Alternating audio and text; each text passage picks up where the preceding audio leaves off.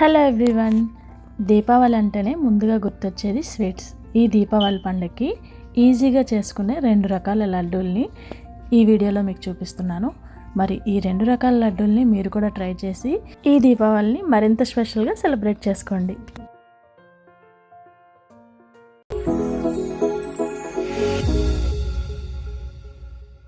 ముందుగా ఈ కోకోనట్ లడ్డూని ఎలా తయారు చేసుకోవాలో చూద్దాం. ముందుగా ఒక ప్యాన్లో 2 కప్పుల బెల్లాన్ని తీసుకొని కొంచెం ఒక 2 నుంచి 3 స్పూన్ల నీళ్ళను పోసుకొని తీగ పాకం వచ్చే వరకు ఇలా పాకాన్ని రెడీ చేసుకోవాలి. తీగ పాకం అంటే మరీ గట్టిగా వచ్చేయకూడదండి. మనం ఇలా వేళ్ళతో అన్నప్పుడు చిన్న స్ట్రింగ్ ఫామ్ అయితే సరిపోతుంది. వీడియోలో చూపిస్తున్నట్టుగా ఈ రకంగా తీగ ఫామ్ అవ్వాలి. పాకం ఇంతకన్నా ముదిరిపోయిందంటే లడ్డు గట్టిగా అయిపోయి పళ్ళకు అంటుకుంటుంది, తినటానికి అంత బాగుండదు. పాకం రెడీ అయిన తర్వాత తురిమి పెట్టుకున్న పచ్చి కొబ్బరిని 4 కప్పుల వరకు ఈ పాకంలో నెమ్మదిగా వేసుకుంటూ పాకంలో కొబ్బరి చక్కగా కలిసే వరకు ఇలా నెమ్మదిగా కలుపుకుంటూ వేసుకోవాలి.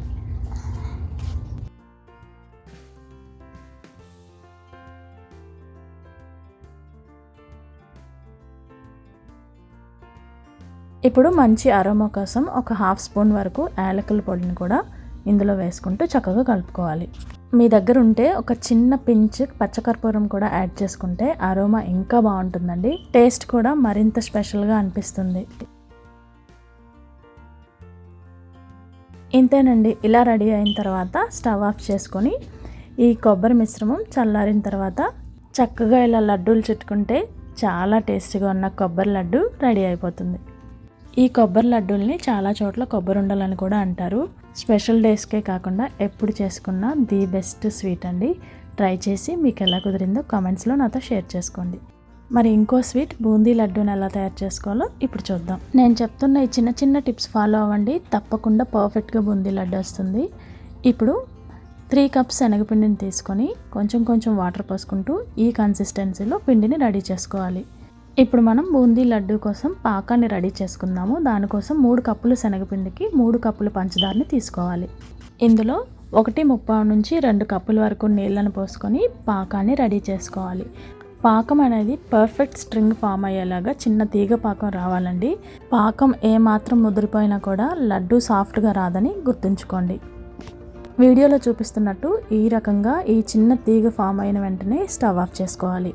ఇప్పుడు బూందీని రెడీ చేసుకోవడం కోసం ఒక బాండీలో నూనెని వేడి చేసుకొని మనం రెడీ చేసి పెట్టుకున్న శనగపిండి మిశ్రమాన్ని ఇలా చిల్లుల ట్రేలో కానీ బూందీ గరిటతో కానీ ఆయిల్లోకి ఈజీగా డ్రాప్ అయ్యేలాగా ఈ రకంగా బూందీని వేసుకోవాలి. బూందీని మరీ రంగు మారేంత వరకు వేయించుకోకూడదు. కొంచెం ఇలా వేగిన వెంటనే తీసి మనం రెడీ చేసుకున్న పాకంలో వేసుకోవాలి.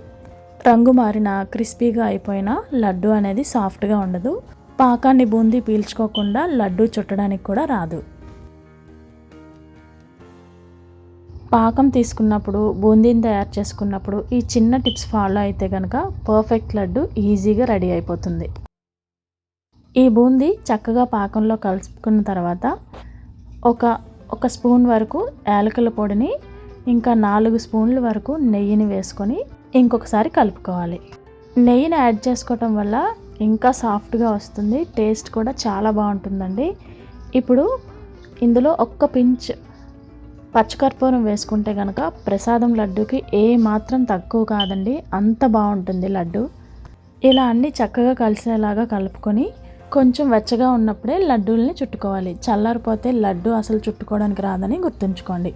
ఒకవేళ చల్లారిపోతే మరొకసారి స్టవ్ మీద పెట్టుకొని కొంచెం వెచ్చపెట్టుకొని లడ్డూల్ని చుట్టుకోవచ్చు. ఇంతేనండి, చాలా ఈజీగా ఈ బూందీ లడ్డు రెడీ అయిపోయింది కదా. ఈ కొలతలతో కనుక మీరు లడ్డూల్ని ప్రిపేర్ చేసుకుంటే ఒకేసారి 50 కన్నా ఎక్కువ లడ్డూలు ప్రిపేర్ చేసుకోవచ్చు. మరి మీకు నచ్చాయా ఈ 2 రకాల లడ్డూలు?